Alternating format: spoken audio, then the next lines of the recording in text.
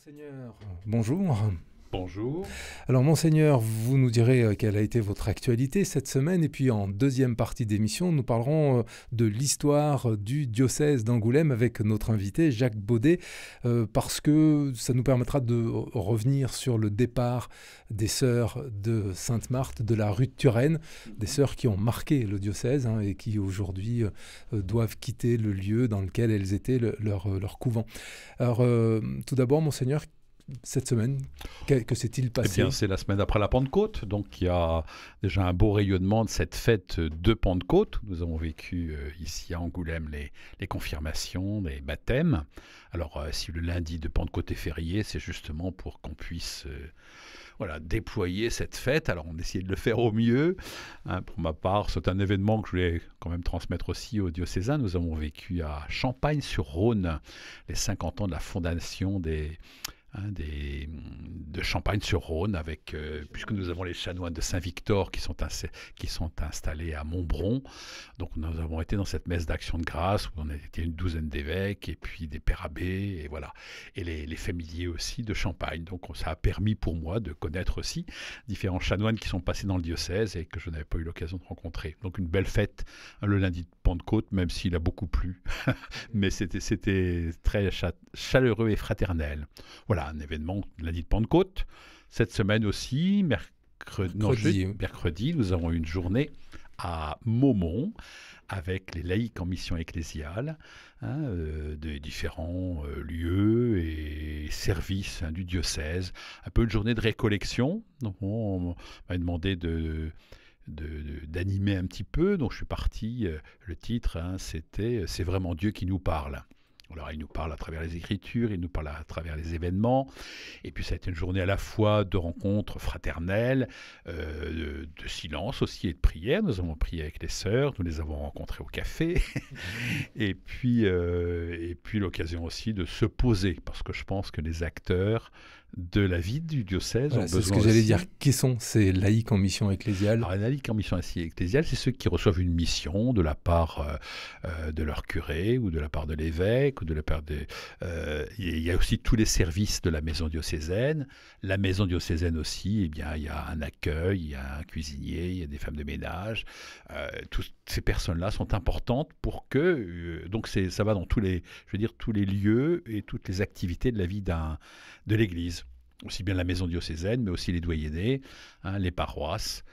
Tous étaient invités à cette journée un peu de rassemblement, ce qui permet aussi à beaucoup, on ne se connaît pas forcément les uns les autres, on n'a pas toujours beaucoup l'occasion de se voir et d'être ensemble dans la prière et puis le partage. Il y a eu des moments de silence, mais aussi beaucoup de moments de partage.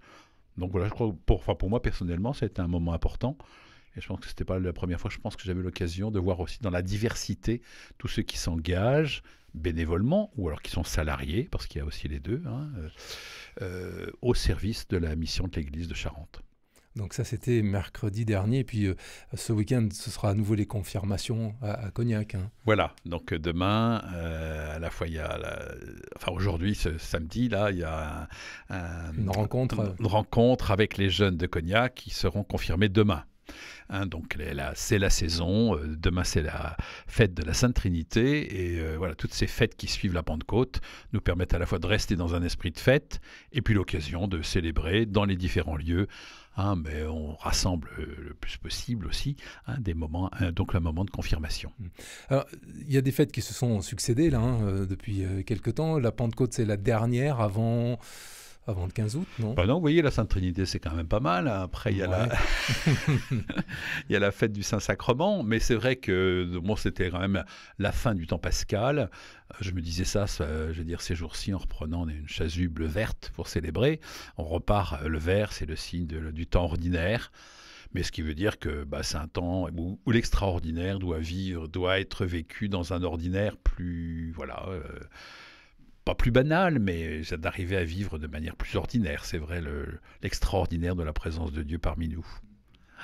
Voilà, donc oui, comme vous dites, la prochaine, le prochain grand temps liturgique, c'est ça quand on recommencera, ce sera la période de l'Avent. Mais d'ici là, il y a effectivement ces fêtes que j'évoque, la Sainte Trinité, le Saint-Sacrement, mais aussi le 15 août et la Toussaint. En fait, on va de fête en fête. Mais plus de jours fériés avant le 15 août. Ah oui, oui, bah oui, Enfin, bah oui. de Il va ces falloir jours fériés religieux, en fait. Oui, si ce n'est que le dimanche est quand même bien un jour consacré au Seigneur, c'est le jour du Seigneur où nous ne devrions rien avoir de faire de mieux que de pouvoir le célébrer, lire la Bible, se reposer en lui pour refaire nos forces. Voilà, même si le beau temps que nous espérons voir venir nous permet aussi d'apprécier la présence de Dieu dans sa création. Ça nous pose la question du travail du dimanche encore, quand même. Oui, c'est vrai, ça peut être un beau sujet. Peut-être nous inviterons un jour un syndicaliste. Par exemple, pourquoi pas, pourquoi pas. Et puis alors dimanche, il y a un temps très, très important qui est l'ordination de Dominique le prêtre. C'est à 17h 17h, oui. à l'église Saint-Jacques. Un diacre permanent qui sera ordonné. Il a déjà une activité assez importante. Il fait partie de la famille trinitaire autour de Saint-Martial. Et donc, c'est une ordination. En fait, c'est la première ordination que je fais depuis que je suis là. Enfin, ordination d'un Charentais, puisque j'ai eu la joie d'aller ordonner des prêtres à Coudougou. Mais là, ce sera donc la première ordination que je fais depuis les 3 ans que je suis ici. Alors, ça, c'est une ordination diaconale, mais Dominique le prêtre n'a pas vocation, lui, à devenir prêtre. C'est en vue d'un diaconat permanent. Donc rester diacre, figure du prêtre serviteur. Et les diacres qui ont cette mission le plus possible d'être aux périphéries. Le pape en parle beaucoup des périphéries, donc d'avoir ce souci à la fois des pauvres, des plus démunis, de là où peut-être l'évangile n'est pas connu. Et d'être vraiment serviteur. Je vous rappelle que dans les Écritures, l'ordre des diacres a été fondé par les apôtres en vue de, pour les apôtres, mieux se réserver au service de la parole. Et donc, au service des veuves et du service de la table, ils ont décidé d'ordonner des hommes qui seraient au service de la communauté. Donc, c'est vraiment au service de l'église de Charente. Ils ne sont pas particulièrement au service d'une paroisse elle-même, même si bien sûr il y a un service liturgique et sacramentel qui peut être dans la paroisse, mais c'est au service du diocèse d'Angoulême. Et ce qu'il faut préciser, c'est que cette ordination diaconale pour Dominique le prêtre, diacre permanent, c'est la même ordination diaconale que pour un prêtre, oui, avant qu'il ne soit ordonné prêtre. Oui, c'est ça, oui, c'est ça. Si ce n'est qu'il y a une ordination en vue d'une ordination de prêtre ou une ordination pour un diaconat permanent. Mais la symbolique est la même. Ah oui, la symbolique et la prière elle-même reste la prière d'ordination, puisque ce qui compte, c'est à la fois l'imposition des mains, le don de l'esprit et la prière consécratoire qui va être dite, fait que la personne elle-même est consacrée dans l'ordre, l'ordre, sacrement de l'ordre. Et je me rappelle qu'il y a les 3 niveaux, je dirais aussi de service, le niveau du diaconat, les prêtres et évêques. Donc c'est un ensemble dans le sacrement de l'ordre. Donc c'est demain, 17h, l'ordination diaconale de Dominique le prêtre, c'est à Angoulême, à l'église Saint-Jacques de Lomo. Voilà. Puis le matin même, il y aura les confirmations à Cognac aussi, à l'église Saint-Légier. À 10h30. Monseigneur, c'est l'heure pour nous de passer à la deuxième partie de ce rendez-vous avec Jacques Baudet qui est avec nous. Bonjour Jacques. Bonjour. Jacques Baudet, vous êtes un ancien professeur d'histoire à l'école Saint-Paul d'Angoulême. Vous êtes là pour revenir sur les moments importants de l'histoire du diocèse de Charente, diocèse d'Angoulême, avec ses hauts et ses bas. Parler aussi des sœurs de Sainte-Marthe. C'est vrai que je me permets d'abord de vous accueillir. Je suis très heureux que vous puissiez répondre un petit peu et nous enseigner. Mais c'est vrai que nous avons vécu un moment important avec cet après-midi, la semaine dernière, à rue de Turenne, chez les sœurs de Sainte-Marthe. Enfin, c'était il y a 15 jours, oui. Elles préparent leur départ. Et moi-même, j'ai été très édifié par justement cette évocation historique de l'importance de ces sœurs qui sont là depuis 350 ans et comment justement le service de charité, on parlait de diaconat tout à l'heure, comment le service de charité, qui n'est pas l'exclusivité des diacres d'ailleurs, je me permets de dire au passage, eh bien, a permis véritablement de changer la physionomie, je pense, d'Angoulême. Je sais pas ce que vous... Enfin, moi, j'ai été très édifié d'entendre tout ce qui s'est fait au niveau éducatif, au niveau, je veux dire, soins également des malades. Enfin, elles ont été quand même, ça a été capital dans l'évolution, je crois, d'Angoulême. Oui, en effet, puisque l'Hôtel-Dieu a été créé en 1651, et donc il fallait trouver aussi des dames pour s'occuper des malades. Et c'est ainsi qu'Élie Guilbeault a fondé la congrégation des Sœurs de Sainte-Marthe. Alors le nom de Sainte-Marthe, c'est parce qu'il y a Marthe et Marie. Marie est plutôt au salon à discuter, alors que Marthe se tient à la cuisine, hein, ce qu'on appelait mon épouse en Alsace, dans un collège religieux, il y avait les petites Marthes, oui. Des filles qui faisaient le service auprès de ces collégiennes. Voilà, donc le mot Marthe a tout un sens de service. Donc c'est la congrégation des Sœurs de Sainte-Marthe, donc, qui a perduré à travers le temps. Elles ont été un peu persécutées sous la Révolution. On les avait expulsées, dans ce sens de la déchristianisation déterminée de la Révolution, de la Convention. Et après on a dit on n'avait plus personne pour s'occuper des malades à l'hôpital. Donc on les a rappelés. Donc c'était devenu quand même indispensable. Et elles ont continué leur service pendant la guerre aussi, dans les deux guerres. Donc elles ont eu un comportement admirable. Ce que j'ai appris par exemple ce jour-là, c'est que l'hôpital était situé à un moment, là, à l'emplacement où il y a la gare. Ah oui, il y a eu l'hôpital général. L'hôpital général, où oui. il y avait trois bâtiments qui sont sur les quais aujourd'hui. Et puis le bâtiment de la gare aujourd'hui, en fait, est un des bâtiments d'un ancien hôpital sur cet emplacement. Mais c'est... Voilà, mais qui a été aussi Collège Royal de la Marine. D'accord. Et il a eu plusieurs fonctions, ce bâtiment. Ouais.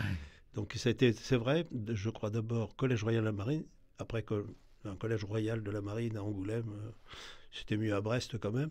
Donc après, le local étant disponible, c'est devenu l'hôpital général. D'accord. Où les Sœurs de Sainte-Marthe également on servait, voilà. Oui. Ouais. Mais elles ont servi ailleurs, à l'hôpital Nicolel. Oui, alors donc dans cette... de 1651 à nos jours, les sœurs ne se sont pas contentées du service d'hôpital. Hein. Elles ont été aussi enseignantes, elles ont été aussi... on pourrait dire infirmières, auxiliaires sanitaires dans les paroisses, allant vers les personnes seules, personnes âgées, invalides, etc. Donc il y avait des dispensaires, elles ont créé des dispensaires, alors elles ont aussi créé des écoles. Donc le fleuron aujourd'hui, c'est le lycée Sainte-Marthe, qui est un magnifique lycée qui a prospéré. À partir d'ailleurs de l'expulsion des Dames du Sacré-Cœur en 1904, et ce qui s'est appelé, alors les dames qui étaient restées enseignantes ont fondé une petite école à côté, puisque le collège Jules Verne était devenu, enfin ce qui est le collège Jules Verne aujourd'hui était devenu collège public de jeunes filles. Elles ont créé une petite école, l'école du Sacré-Cœur, mais c'était avec les Dames de Sainte-Marthe. Ça s'appelait Sacré-Cœur évidemment par rapport à l'ancien nom, puisqu'il y avait des dames qui venaient de ce collège, mais c'est les Dames de Saint-Marthe. Et après, plus tard, on a réuni cette petite école du Sacré-Cœur avec l'école presbytérale qui était derrière, c'est-à-dire avec ce qui avoisinait le presbytère de la cathédrale. Et cet ensemble est devenu, alors ils ont fait progressivement des CAP, puis des brevets professionnels, et puis maintenant, ils sont passés au stade de lycée, technique, commercial et même d'enseignement général. Donc un lycée qui a largement sa place parmi les autres lycées d'Angoulême. On est au XVIIe siècle, avec les Sœurs de Sainte-Marthe. Voilà, oui. Mais il y a plusieurs communautés religieuses dans le diocèse qui sont arrivées dans cette période. Oui, alors je repense à cette phrase de Jacques Blacard qui était venu nous voir à Saint-Paul l'an dernier comme ancien élève, brillant élève de Saint-Paul, devenu évêque d'Orléans. Et Jacques nous avait dit la chose suivante. Bien sûr, il y a des hauts et des bas dans la vie de l'histoire de l'Église. Bien sûr, si on prend la Bourgogne, il y a Cluny. Cluny est devenu un objet de musée, de ruine. Enfin, bon, il y a quand même quelque chose qui subsiste. Mais enfin, bon, le grand monastère a souffert. Mais à côté, il y a eu Thésée, il y a eu Paray-le-Monial, etc. Donc ça veut dire qu'il y a des choses qui tombent et puis il y a d'autres choses qui apparaissent. Donc il ne faut pas désespérer de la vie de l'Église. Des fois on peut dire, ah bon, il y a une congrégation qui s'en va. C'est le cas des Dames de Sainte-Marthe. Mais il y a des choses qui se créent par ailleurs. On a eu l'arrivée des Trinitaires en Charente. Voilà, donc il y a des communautés qui arrivent. Voilà, bon, c'est l'histoire, c'est la vie. Voilà. Mais effectivement, il y a des hauts et des bas dans notre histoire diocésaine. Bon, les 11e, 12e siècles, c'était pas terrible, donc il a fallu la grande réforme d'Innocent III. Alors après, ça redémarre, donc on a l'arrivée à Angoulême au XIIIe siècle des Cordeliers, des Dominicains, ce qu'on appelait les Jacobins aussi, puisqu'ils étaient rue Saint-Jacques à Paris, d'où leur nom. Mais, et puis, bon, après, il y a la guerre de Cent Ans, qui a de troubles. Il y a surtout le XVIe siècle où l'Église était tombée bien bas. Hein. Nos évêques d'Angoulême étaient plus souvent à Rome comme ambassadeurs du roi ou à la cour que à gérer leur diocèse. Bon, enfin, après, il y a eu la réforme du Concile de Trente qui a remis les choses en ordre. Et il y a le redémarrage au XVIIe siècle. Et les sœurs de Sainte-Marthe en sont le témoin de cette congrégation qui apparaît en 1651. Et puis d'autres congrégations. On a l'arrivée des Jésuites. On a l'arrivée des Ursulines. Et d'autres, ce qui fait qu'Angoulême, alors ce n'était pas des grosses communautés, c'était 15-20 personnes, mais au total, la petite ville d'Angoulême était devenue un bastion du catholicisme face à la protestante La Rochelle. Hein. Donc voilà toutes ces congrégations qui sont arrivées au XVIIe de la sagesse aussi. Alors après, ça c'est arrivé, les Montfortins sont plutôt arrivés plus tard, au XIXe siècle. Hein. Monseigneur Cousseau les a fait venir, c'est un évêque très actif qui a fait venir des congrégations. Les Montfortins, oui, et donc leur a confié Obzine en particulier. Oui. Donc alors il y a effectivement la Révolution française. Des fois, les grandes épreuves dans l'histoire de l'Église, c'est très difficile, et puis ça redémarre. Et au XIXe siècle, on a une recrudescence des congrégations religieuses. Les Ursulines de Chavagne-en-Paillé sont venues à Saint-Paul, à Angoulême, et ont donc créé le collège de Chavagne. Hein. Voilà, il y a d'autres congrégations qui sont arrivées. Les Carmélites. Nous sommes ici à l'évêché dans le Carmel qui avait été édifié en 1853. Et je rappelle au passage que la communauté catholique a payé 2 fois les bâtiments, parce que ces bâtiments ont été confisqués dans le cadre des lois de séparation de l'Église et de l'État. Et avec les frères Bourdin notamment, il y a eu la communauté catholique a racheté peu à peu les bâtiments. Donc, ce qui fait que la communauté catholique a payé 2 fois l'évêché d'Angoulême. Ça, il faut le rappeler. L'évêché actuel. C'est l'évêché actuel, mais donc ça a été effectivement le couvent des Carmélites. Les Carmélites sont partis en 1880, sont partis du côté de Sydney en Australie, et après c'est devenu le grand séminaire. Et sur certains documents, on trouve faculté de théologie, c'est plus élégant. Hein. Et donc voilà. Et puis après, c'est devenu, avec Monseigneur Roll, la maison diocésaine. Je me permets de rappeler ce petit épisode. L'année dernière, j'ai reçu effectivement un courrier de Sydney et des Carmélites qui disaient « Mais nous avons été fondés par les Carmélites d'Angoulême. » Parce qu'au moment, effectivement, où elles se sont obligées de quitter, elles sont parties, elles sont fondées.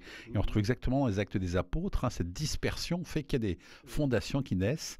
C'est pour appuyer votre thèse en disant mais quand les choses s'écroulent, en fait, elles repartent aussi de manière... Elles y sont très sensibles, elles les gardent souvenir. La preuve, moi j'ai reçu 2 jeunes postulantes ici qui faisaient le tour des Carmels en France et sont venues ici pour retrouver et l'ancien Carmel de la rue Turenne où se sont installées les sœurs de Sainte-Marthe plus tard. Et elles sont venues voir ici l'ancien Carmel et sont allés bien sûr au Carmel de Cognac. Et faisaient leur tour, voilà, avec une 4L qu'ils avaient trouvée, ils avaient débarqué là-bas à Calais. C'était pas une 2 chevaux. Voilà. Oui, non, c'est pour dire qu'il y a cette fidélité au souvenir. Et c'est assez émouvant d'ailleurs de voir que là, c'est là qu'on trouve le mot catholique, qui veut dire universel, et on est à l'international. Alors voilà pour cette histoire brossée rapidement, pour cette histoire du diocèse. Ah oui. Mais vous étiez là pour ça, pour cette mémoire, hein, vous qui, Jacques Baudet, vous qui êtes, qui avez participé ou qui avez été président de beaucoup d'associations. Et qui l'est encore d'ailleurs. Mémoriales. Oui, hein, président de la Société mémoire. archéologique et historique de la Charente actuellement, oui, pour la 3e fois. Président de l'Académie de l'Angoumois aussi, des Amis de la Résistance et du Souvenir, etc. Oui, je suis dans les sociétés mémorielles, oui. Voilà. Oui. Mais que dire là de cette période, cette année, c'est en 2000, on est plutôt dans un creux pour le diocèse, pour la vie de l'Église en Charente. Est-ce qu'on c'est le moment du renouveau? Je pense à propos de l'histoire de Saint-Jacques de Loumeau, qui a été créée en 1830. L'Église a été reconstruite en 1834 par Paul Abadie. Et quand Victor Hugo était passé par hasard à Angoulême, juste peu de temps avant d'apprendre la mort de sa fille à Rochefort. Donc il avait changé de diligence à Angoulême. Et il a vu un prêtre qui lui a dit « Oh, n'allez pas voir la cathédrale, c'est une vieille chose, c'est sans intérêt. Ah, mais à Saint-Jacques-de-Loumeau, il y a une nouvelle église, etc. » Et alors Juliette Drouet met dans son carnet que ce prêtre est un ignorant. Mais c'est vrai, quand on voit l'état du diocèse dans ces années-là, c'était pas brillant. C'était pas brillant. Et cependant, après, au 19e siècle, on a toute une envolée. Là, après, il y avait Monseigneur, il y avait un prêtre par commune, en gros. Presque toutes les communes étaient dotées d'un presbytère, etc. Ça devait faire voilà. 400 prêtres, alors. Ah oui. Il y avait bon, il y a cela. Alors, il y a des montées, des descentes. Bon, il faut... Alors, j'ai dit, on est peut-être dans le creux de la vague, mais... Voilà. Mais compte tenu de cette histoire en dents de scie de notre diocèse, on espérait qu'on va remonter. On va remonter la pente. En même temps, avec plein d'espérance, parce que j'évoquais la Pentecôte tout à l'heure, mais en fait, c'est l'Église de Jésus-Christ, donc on n'a pas trop de soucis à se faire. C'est lui qui s'en occupe, et qui s'en occupe bien d'ailleurs. Et qui, même s'il y a des périodes plus creuses, il y a aussi des choses qui naissent. Hein, et ça fait partie, je pense, du cycle même de la vie, de mort aussi et résurrection. Et puis, moi, il y a des chose que j'ai été très sensible quand on a vécu l'événement de Notre-Dame de Paris, de se dire aussi, et là, il y a donc ce samedi, là, il y a aussi une messe qui va être célébrée à la cathédrale avec Monseigneur au Petit, peut-être avec un casque, hein, mais qui tient à rappeler que c'est un lieu de culte avant tout, hein, et non pas un musée, mais de voir qu'il y avait l'Hôtel-Dieu à côté. Et peut-être que ça peut fédérer un petit peu tout ce qu'on vient de dire. Il y avait l'Hôtel-Dieu, c'est-à-dire qu'il y a à la fois un lieu de culte, mais ça ne peut pas se concevoir sans l'accueil des pauvres de l'époque. Et en Charente, aussi, il y a à la fois avec les sœurs que nous avons évoquées, les malades, les enfants, l'éducation. Et là, par exemple, donc la semaine prochaine, un projet, on a parlé déjà, même pour l'accueil des gens en difficulté sur Genac, avec un village Saint-Joseph. Je me dis, là, certes, nous avons à être soucieux des bâtiments, et puis aussi de cet esprit qu'à côté même des lieux de culte, il y ait l'engagement des chrétiens auprès des pauvres. Ça me paraît capital. Merci beaucoup pour cette conclusion, Monseigneur Hervé Gosselin. On se retrouve la semaine prochaine pour une autre émission Parole à notre évêque. Merci aussi à vous, Jacques Baudet, Merci de nous avoir accordé quelques temps pour rappeler cette histoire religieuse en Charente. C'est avec plaisir. Merci.